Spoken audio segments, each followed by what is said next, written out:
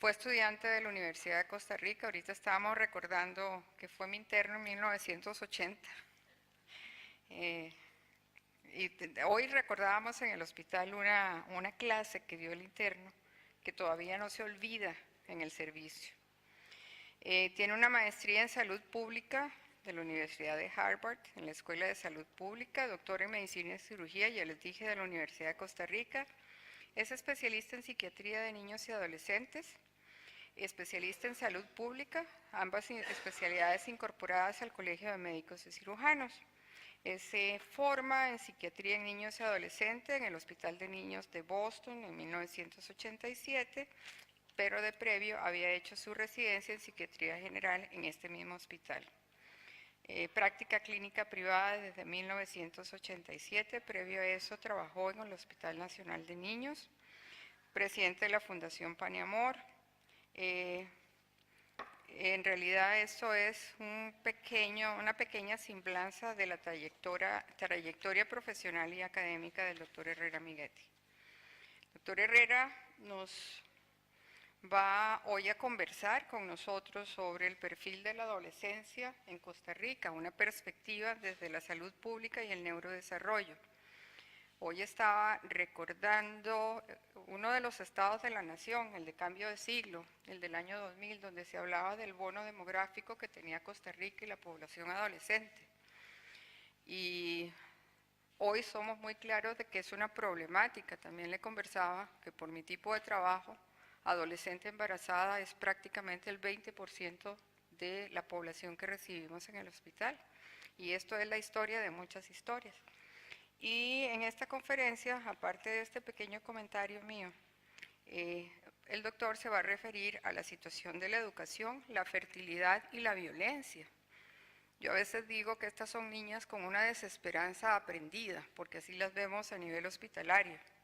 Y nos va a presentar datos relevantes sobre estos aspectos y, por supuesto, su opinión experta sobre la importancia que tienen todos estos cambios en el cerebro del adolescente. Doctor Herrera.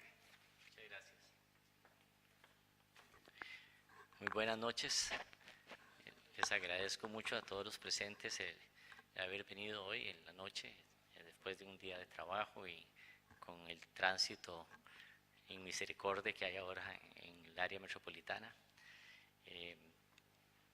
Esta conferencia o esta charla que les voy a dar hoy es una versión un tanto abreviada y modificada de una charla que di en la Academia, la Real Academia Española de Medicina, cuando fui como delegado de la CANAMED en el año 2016 a presentar una charla sobre el tema de adolescencia.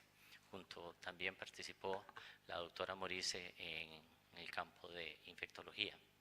Entonces, esta es una versión un tanto abreviada, pero en el periodo de preguntas, si ustedes lo tienen a bien, podemos ampliar otros aspectos que no voy a cubrir durante la charla propiamente dicha. Entonces, lo que voy a tratar de hacer en esta presentación es ofrecer una perspectiva de la situación de la adolescencia en Costa Rica y para ajustarme al tiempo que tenemos, vamos a limitarnos a hablar sobre tres aspectos: educación, fecundidad y violencia, ilustrándolos con datos de encuestas recientes de la población costarricense elaboradas por el equipo del Hospital Nacional de Niños bajo el liderazgo del doctor Alberto Morales, a quien le quiero agradecer la generosidad de darme los datos crudos para poder yo analizarlos y presentárselos a ustedes. Y también algunas otras encuestas y información estadística de otras fuentes. El perfil de la salud de los adolescentes varía mucho de un mismo país y entre un país y otro, debido a que estas diferencias reflejan la estratificación social y económica de cada país y de cada región, y el progreso de cada nación a través de lo que se ha llamado la transición demográfica y epidemiológica, en donde las tasas de mortalidad y las tasas de fecundidad y mortalidad han disminuido, aumenta la expectativa de vida al nacer y entonces produce un cambio en la estructura de la población y la morbilidad prevalente. Todos estos factores anteriores que mencioné lo que tienen es un efecto neto en donde se disminuyen las enfermedades infectocontagiosas, como ustedes saben, mejoran las condiciones básicas de la salud y se produce una mayor sobrevida de la población hasta la adolescencia, ¿verdad? Entonces, como pueden ver ustedes acá, la población mundial ahora es el 18% de todos los adolescentes. Nunca en la historia de la humanidad la población adolescente ha sido más grande en términos relativos que en nuestros días. En términos relativos es el grupo más grande de población. El 88% de esta población vive en países subdesarrollados. En América y en Latina 108 millones, en Costa Rica, como lo ven ahí, es el 19%, se acerca bastante al promedio de la población mundial. Y aquí, bueno, usted, como esto lo presenté en España, usted como España, como para como ubicarnos un poco de cómo estamos en diferentes estadísticas. Entonces, en España el 14% de la población son adolescentes y en Latinoamérica, como les digo, son nada menos que 108 millones. Aquí ustedes pueden ver cómo están la tendencia, ¿verdad? Los azules a nivel mundial, en rojo es en países subdesarrollados, el aumento de la población de la adolescente a través de los años. En esta gráfica se aprecia como ya para el año 2025, o sea, en menos de 10 años, la población adolescente en Costa Rica estará en proceso de disminución. Esto es de extraordinaria relevancia porque nos enfrenta al hecho de lo que se haga para mejorar la salud y las condiciones de la adolescencia va a tener un impacto enorme sobre el capital humano y sobre el desarrollo socioeconómico del país. Esta como les digo, es de extraordinaria importancia porque es como una ventana de oportunidad que si no intervenimos ya, es una oportunidad perdida que va a tener consecuencias sumamente relevantes y nada buenas para la población futura. Muy bien, empezando con algunos de los datos del grupo del Hospital Nacional de Niños liderado por el doctor Morales. Ellos hicieron 2 encuestas. Hay una encuesta en el gran área metropolitana en el 2013 y una encuesta en las zonas costeras del país, GPLs, Guanacaste, Punta Arenas y Limón. Esa es en el 2015. El número de encuestados es una población representativa de aproximadamente 3.000 adolescentes para cada una de las encuestas. Entonces, veamos cómo se va perfilando esto.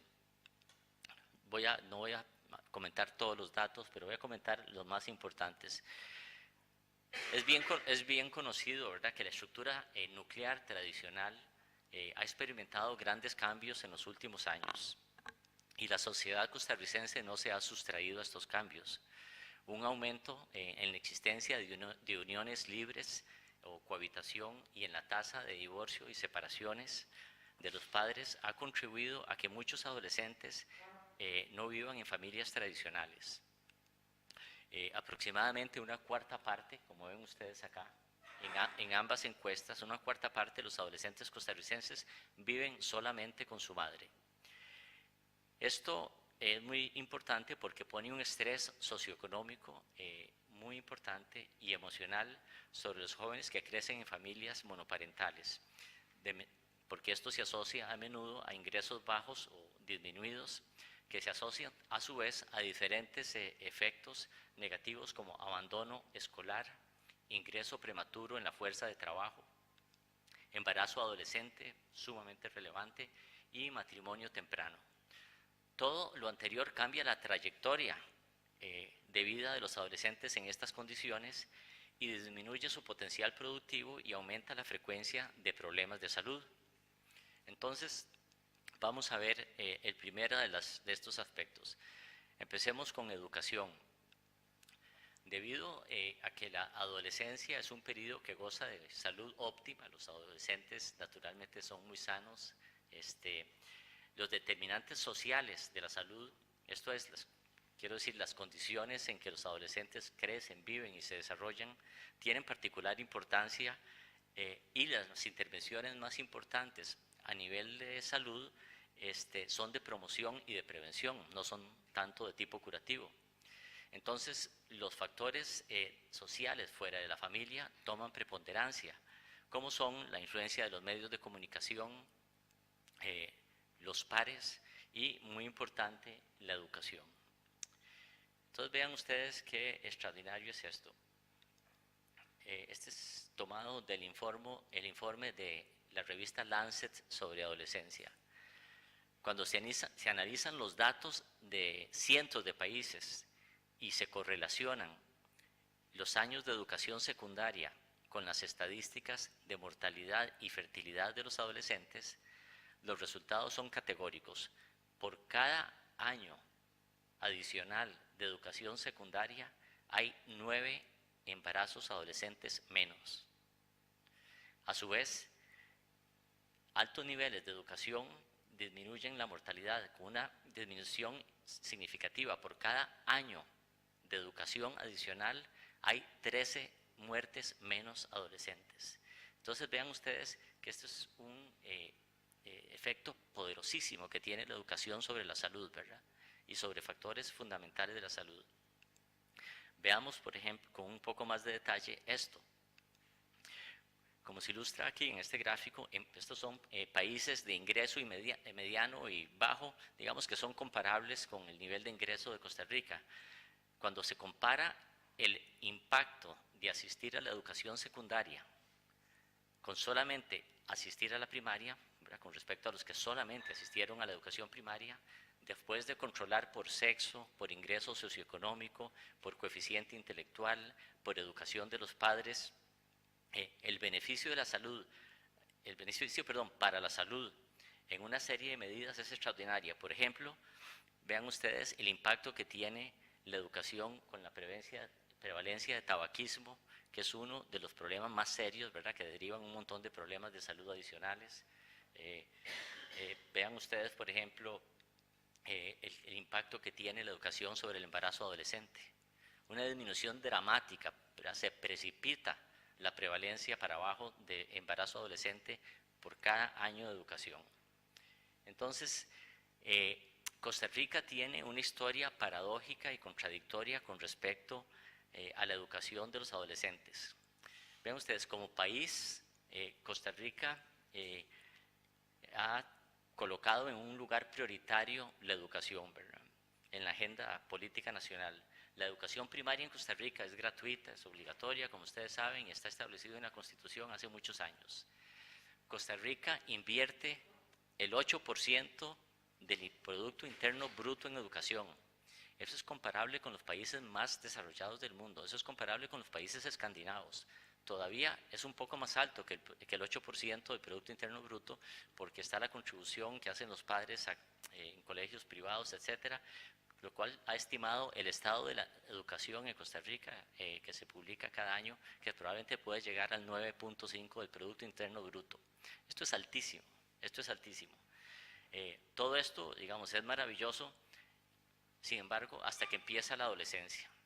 Cuando empieza la adolescencia, en secundaria, una gran cantidad de jóvenes repite años. Alrededor del 20% empieza a repetir séptimo grado. Y muchos abandonan el sistema escolar entre séptimo y octavo nivel o grado. Esto hace que para el ciclo diversificado, que es el año noveno, la tasa de escolaridad en Costa Rica es del 40%. Esto nos ubica en niveles comparables a los que países comparables a nosotros, en otros sentidos, tenían 20 años atrás. Por ejemplo, en este gráfico, vean ustedes diferentes países y el porcentaje de adolescentes que terminan la secundaria al final de cada década, en la horizontal abajo. Costa Rica se ha estancado y solamente el 40% de la población logra terminar la educación secundaria. ya que estamos abajo, por debajo de una gran cantidad de países que nosotros tenemos tal vez la idea de que estamos en un nivel de desarrollo superior, pero en educación literalmente estamos como 20, 25 años atrás que países comparables con nuestros niveles de ingreso. Esto es un problema seriosísimo. Ahí está, el trazado de Costa Rica. Vean ustedes, en este grupo somos el peor país, ¿verdad? En este nivel de desempeño de la educación en los adolescentes. Probablemente por mi sesgo como psiquiatra y alguien que lidia todos los días con problemas de aprendizaje y de desarrollo en los niños, que son problemas que veo todos los días, voy a intentar hacer una correlación entre los problemas que he apuntado anteriormente y el impacto sobre el potencial del sistema nervioso central, digamos, colectivo de nuestros adolescentes. Excluyendo la infancia, la adolescencia es el periodo de mayor plasticidad cerebral en el ser humano. Se producen cambios extraordinarios a nivel cerebral que cada vez documentamos mejor con las tecnologías modernas de imágenes cerebrales. El cerebro del adolescente es una obra en proceso, ¿verdad? Es una obra en construcción, y la exclusión del sistema educativo de aproximadamente 200.000 adolescentes, imagínense ustedes, tiene un impacto importantísimo porque estos adolescentes dejan de recibir la estimulación necesaria para que se formen las conexiones selectivas óptimas que favorecen un desarrollo óptimo del sistema nervioso central y que permitan la expresión del potencial de esta población. Pero algunos de ustedes tal vez están pensando, esto es como una especulación de psiquiatra, pero les quiero poner un ejemplo de muchos para que vean el impacto que puede tener esto. Como ustedes saben, el aprendizaje de la lectura produce una transformación estructural en la organización del sistema nervioso central, ¿verdad? Si ustedes recuerdan, ¿verdad? Lo que ocurre cuando un niño empieza a leer, la representación de los símbolos, de las letras, está aquí en la corteza occipital, mientras que los sonidos tienen su representación en el plano temporal del lóbulo temporal izquierdo, y entonces esas son zonas que están separadas funcionalmente cuando el niño todavía no sabe leer. Cuando les enseñamos a leer, lo que se produce es que esas zonas funcionalmente se traslapan, se superponen, de tal manera que se desarrolla esa automatización que llamamos la conciencia fonética, que es la base para leer, y esa es una transformación estructural del cerebro que está basada en entrenamiento para leer. Es un ejemplo, a mí me parece bellísimo, de la plasticidad del sistema nervioso central en los niños y los adolescentes. Entonces, en este gráfico, lo que es un estudio reciente en donde se demostró lo siguiente, vean ustedes qué impresionante, que 100 horas de entrenamiento especializado, terapia pedagógica especializada para mejorar la conciencia fonética en malos lectores adolescentes, produce cambios estructurales en la sustancia blanca sostenido, 100 horas de entrenamiento. Ahora imagínense ustedes el impacto negativo que tiene la deprivación de no estar asistiendo a clases a 200.000 adolescentes costarricenses a partir de los 14, 15 años de edad. Muy bien, entonces, entrando al campo de la fertilidad, como señalé anteriormente, ¿verdad?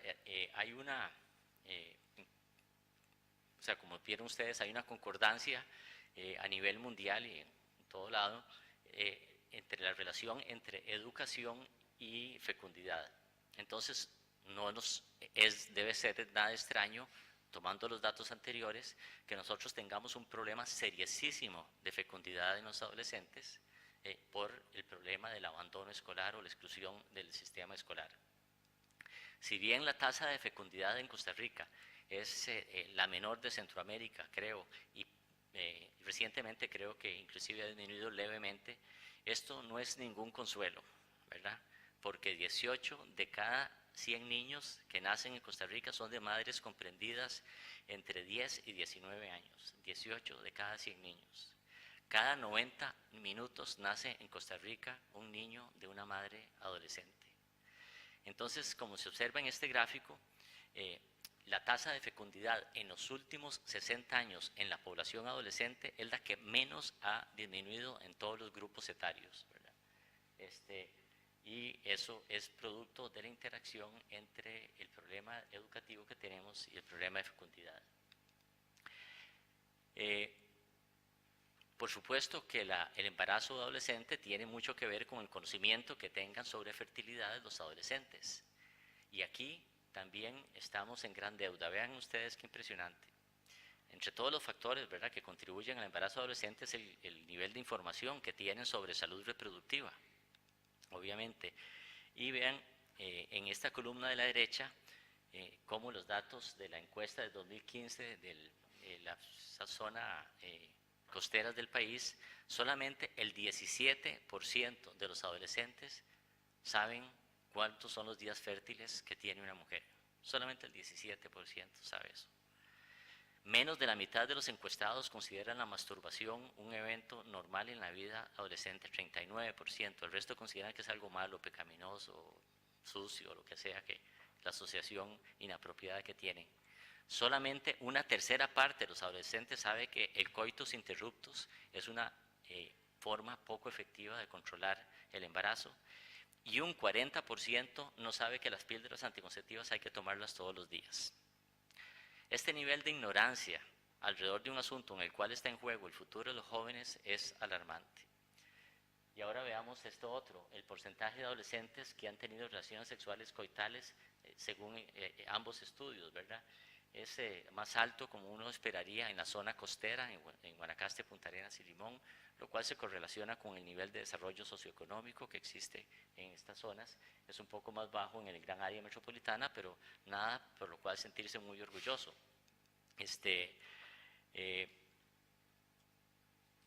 Con respecto a la edad de la primera relación sexual coital, según el estudio, podemos ver que la primera relación sexual coital, o sea, con penetración en la población adolescente, en los adolescentes que han estado sexualmente activos, entre un 60% y un 70% tienen su primera relación antes de los 15 años, ¿verdad? Si ustedes suman la columna roja con la amarilla, eso suma alrededor de entre 60 y 70%. Han tenido su relación antes de los 15 años. ¿Perdón? Sí, sí. Esto no se especificó el tipo de relación, si era una relación heterosexual o relación de... Son hombres y mujeres.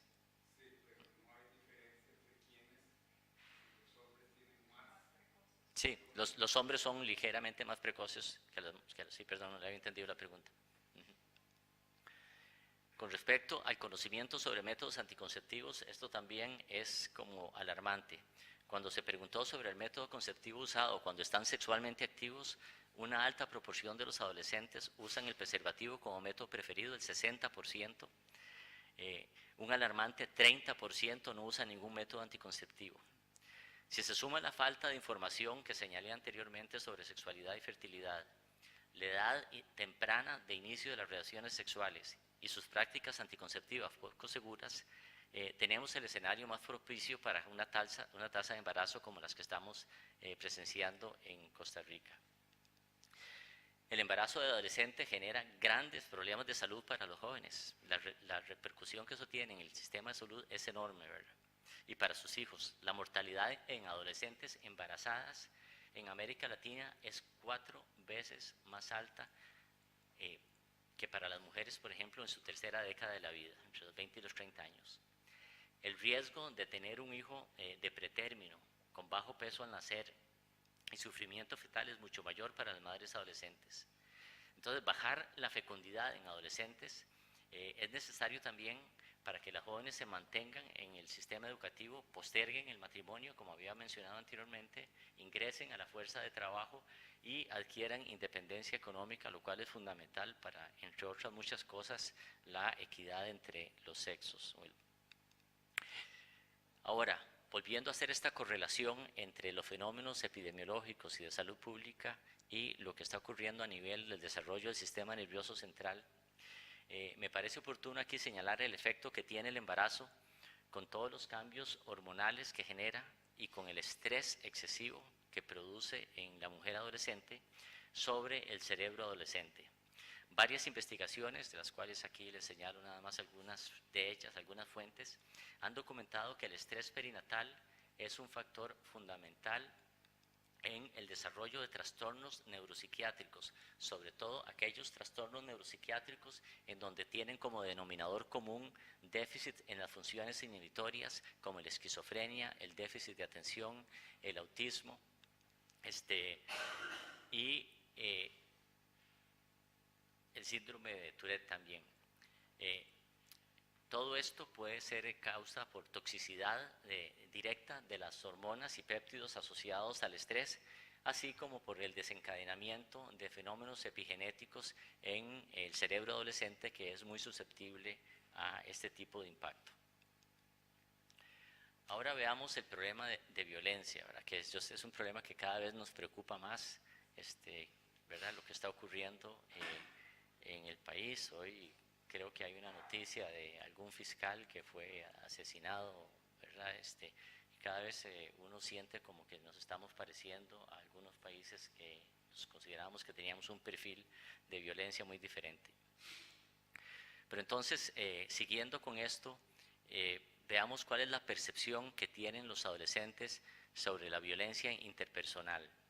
El nivel de violencia interpersonal es un factor sumamente importante y afecta en forma directa cómo,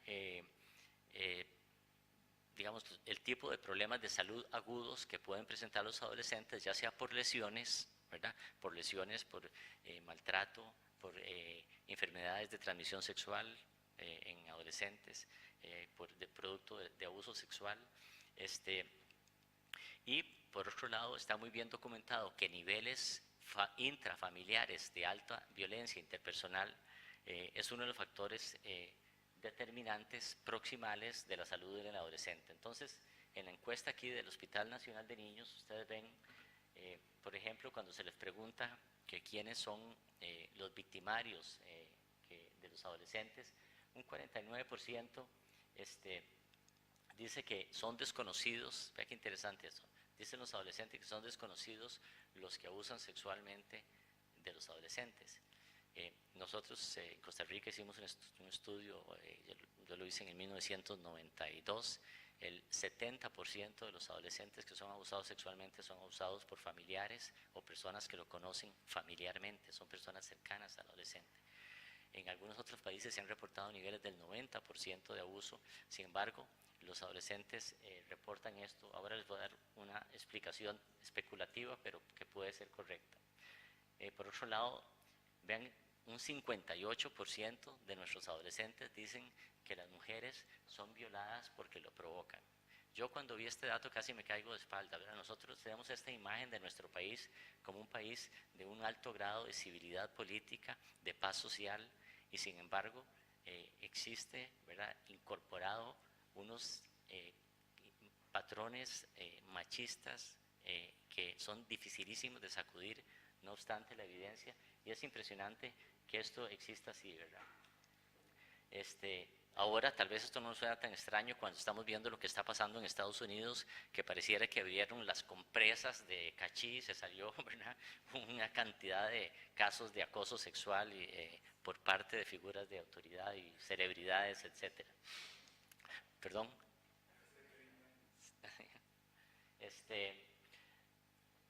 Entonces, este asunto del abuso sexual de adolescentes es un asunto que, bueno, yo siempre me ha conmovido, me ha tocado muy de cerca. Es muy difícil trabajar con niños y adolescentes que han sido abusados sexualmente. Pero vean ustedes, esto es impresionante. Costa Rica tiene un promedio anual de 1.500 violaciones por año. 1.500 violaciones por año. Usted va a decir, bueno, y además muchas no se reportan, ¿verdad? Entre los delitos violentos, el menos reportado es la violación, ¿verdad? Entonces, esas 1.500 es una subestimación de las que en realidad están ocurriendo. para que ustedes vean qué serio que es el problema en Costa Rica, como comparación, esta tasa de violaciones en Costa Rica es 8 veces más baja que la tasa de violaciones en España. Es igual a la tasa de violaciones en Estados Unidos, muy parecida, unos pocos puntos porcentuales de diferencia. Y la tasa de violaciones en España es de 3 por 100.000 habitantes, la nuestra anda por 16 por 100.000. Es impresionante. Y por otra parte, la mayor parte de las denuncias de abusos sexuales son hacia niños y adolescentes. Entonces, este asunto, estas 1.500 violaciones, una gran cantidad, los datos no están bien depurados todavía, son en niños y adolescentes. Con respecto al tipo de abuso, según el estudio, cuando se le preguntó sobre cuál era el tipo de abuso, el emocional parece ser el más frecuente, el abuso emocional, lo cual ya lo presumíamos, seguido por el castigo físico y el abuso sexual, que lo admiten entre un 15 y a un 20% de los adolescentes en las diferentes zonas encuestadas. Cuando se les pregunta quiénes son los agresores, vean qué interesante, se confirma que la mayoría de las agresiones son producidas por personas cercanas al adolescente. Cuando lo hablan en abstracto, dicen que son desconocidos. Cuando se les pregunta a ellos directamente, ellos admiten que son personas conocidas. Esto probablemente es por el tema de los familiares y conocidos y porque los adolescentes reportan como abuso, ¿verdad? También el abuso que son víctimas por sus pares, por el bullying, ¿verdad? Que es un factor que contribuye las tasas de acoso contribuyen al problema de violencia. Esta es otra información que yo creo que les va a impactar porque no es muy conocido. El suicidio es uno de los eventos violentos que se asocia a la modernidad, ¿verdad? En las sociedades que van escalando en la modernidad empiezan a tener tasas más altas de suicidio y se asocia con la transición epidemiológica que mencioné al principio. En Costa Rica venimos observando un aumento de la tasa de suicidio, sobre todo en la gente más joven. Y como se observa aquí en esta gráfica, el suicidio en Costa Rica es una de las más altas en toda América Latina. Para el año 2003, esta es una estadística ya un poco vieja, digamos, tiene sus 10 años, la tasa de suicidio en la población de 15 a 24 años, en la población joven, es 3 veces mayor que la tasa de suicidio, por ejemplo, para España para el mismo año. O sea, nosotros tenemos un problema grande y va en aumento. En las encuestas que hemos visto en esta presentación se hicieron algunas preguntas a los adolescentes con respecto a intención e ideación suicida. Y vean ustedes que el 15% de los adolescentes aproximadamente ha tenido deseos de morirse en los últimos 30 días y el 10% ha planeado matarse, ha tenido un plan específico para quitarse la vida en los últimos 30 días. El problema de las armas de fuego, para los que siguen o seguimos lo que está pasando o ha pasado en Estados Unidos, ustedes saben que Estados Unidos es una cosa monstruosa, el grado de violencia que existe en armas de fuego por manos de civiles. Hay un estudio del New England Journal of Medicine, imagínense, de 1985, en donde se demostró, se tomó todas las muertes por armas de fuego en el condado de Maryland durante un año. Y por cada 100 muertes por armas de fuego, solamente 13 son criminales. El resto son personas que se pegan un balazo, se suicidan, niños que se encuentran una pistola y se les zafa un tiro, el esposo que mata a su esposa. O sea, las armas de fuego no ofrecen ninguna protección para la población, son un elemento de altísimo riesgo para una lesión o una muerte. Sin embargo, vean ustedes lo que está ocurriendo en nuestra población adolescente. Aquí les pregunto, en el gran área metropolitana y en la costa, ¿cuántos de ellos llevan armas al colegio, en la columna anaranjada, amarilla, y cuántos los llevan en la calle? Ven ustedes, es un número enorme de muchachos los que andan armados en la casa, en la calle o en el colegio. 20%, 15 a 20% anda con armas, ya sea cuchillos o armas de fuego, no se especificó cuáles. Si vemos el problema de relación y de morbilidad y mortalidad por causas violentas en gente joven, los accidentes de tránsito son la primera causa de muerte violenta en el país. De todas las muertes violentas en gente joven en el país, el 27.4%, aproximadamente, digamos, casi 30%, son en menores de 24 años. La tasa de mortalidad por accidentes de tránsito en la población joven nuestra es de 16 por 100.000 habitantes. Nuevamente, para que ustedes tengan una idea del impacto que eso tiene, España tiene 3.6 por 100.000 habitantes. Entonces, imagínense la cantidad de adolescentes que están muriendo y de gente joven que está muriendo de accidentes de tránsito. Es una pérdida de capital humano, y el potencial que tiene el país de desarrollo está siendo cercenado por miles de adolescentes y gente joven que muere prematuramente en accidentes de tránsito. Siguiendo con el asunto del impacto de la violencia, los adolescentes están expuestos a múltiples fuentes de violencia, ¿verdad?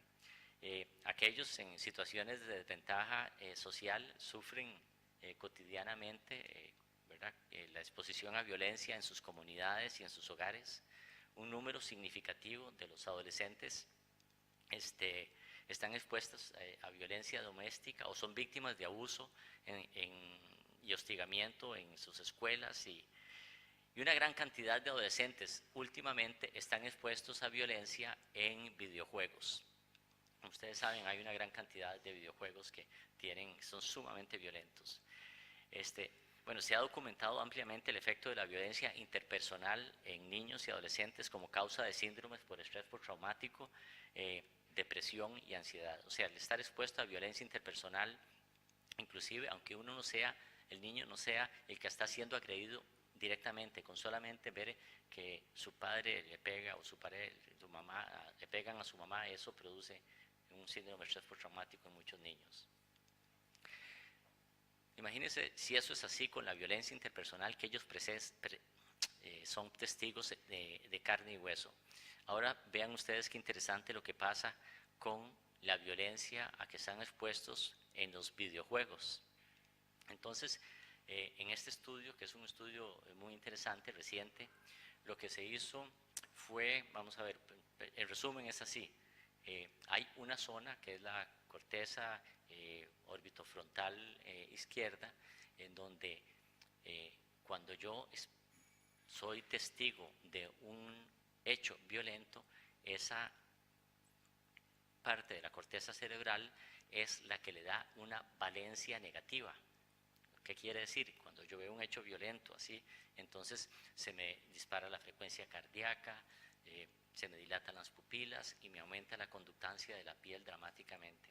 Entonces los investigadores lo que hicieron fue ver cómo era la conductancia de la piel en adolescentes expuestos a violencia en videojuegos, y lograron medir en horas en que eran expuestos. Entre más horas son expuestos, hay un efecto de dosis, disminuye la conductancia de la piel y la actividad de la corteza orbitofrontal izquierda ante eso. O sea, ya no les molesta, se familiarizan, se vuelven indiferentes, les resbala ver violencia en los videojuegos. O sea, se produce nuevamente un cambio por la plasticidad del cerebro de los adolescentes, el estar expuestos a este tipo de violencia. Muy bien, entonces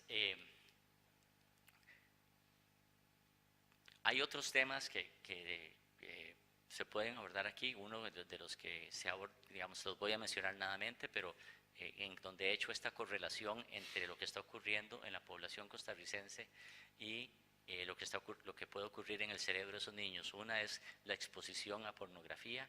El 50% de los niños de 10 a 11 años están viendo pornografía en nuestro país. Y igualmente se ha visto que eso tiene un impacto sobre el cerebro adolescente y sobre una serie de conductas: ansiedad, depresión, fracaso escolar, etc. El otro es el problema de nutrición. El impacto que tiene la obesidad entre los adolescentes afecta las funciones cognitivas, literalmente les deteriora el funcionamiento intelectual. Entonces, hay otras áreas, ¿verdad?, que se podrían abordar. Pero entonces, ¿cuáles son las conclusiones generales? Debido a que la adolescencia es un periodo de excelente salud biológica, como mencioné anteriormente, y que persisten una serie de actitudes tradicionales, prejuicios y estigma con respecto a este grupo de edad, siguen siendo muy mal atendidos por nuestro sistema de salud. Además, nuestro sistema de salud pues, es un sistema que está muy orientado a la parte curativa y, como mencioné anteriormente, los factores determinantes de la salud en los adolescentes son factores proximales que están fuera del sistema de salud. Son la educación, son la fecundidad, la educación sexual, etcétera, que no están necesariamente metidos dentro de los sistemas de atención de salud. Y entonces no tenemos digamos, los que trabajamos en el sector salud tenemos que salirnos de nuestras zonas de confort y establecer relaciones de colaboración interdisciplinarias, interinstitucionales con otros sectores, porque los determinantes proximales de la salud del adolescente están en otros sectores, no necesariamente en el sector salud. Esto, ¿verdad? Lo que quiere decir es que la ecología social, o sea, la escuela, la familia, la comunidad, son los factores en los que hay que hacer énfasis. La otra conclusión es que es necesario tener una comprensión de la salud adolescente entonces diferente, porque en realidad los adolescentes no se enferman de muy pocas cosas. Y entonces son este tipo de intervenciones a las cuales nosotros no estamos familiarizados las que son importantes. Luego, hay que pensar que el rendimiento sobre la adolescencia, y esto es muy interesante, hay un premio Nobel de Economía que se llama Lechman, el doctor Lechman. Él ha hecho un análisis econométrico en donde la inversión en adolescente es una de las mejores inversiones que puede hacer un país en términos de su desarrollo, porque tiene un impacto sobre el adolescente mismo, tiene un impacto sobre los hijos de ese adolescente, sobre las generaciones futuras y sobre la vida adulta de esos adolescentes. Por otra parte, ¿verdad? La adolescencia tenemos que entender que es un periodo de segundas oportunidades. A menudo tenemos, como los adolescentes producen todas estas reacciones por su rebeldía y por teñirse el pelo de azul y por hacer cosas de ese tipo que nos producen a los adultos unas reacciones ahí de rechazo. Entonces, tenemos como a alejarnos de ellos y nos da miedo interactuar con ellos, pero en realidad la adolescencia es un periodo de segundas oportunidades. Y lo que hagamos en esta segunda oportunidad es una ventana de oportunidad muy importante para cambiar el futuro de estas generaciones. Entonces voy a dejarlo por acá y muchas gracias por su atención.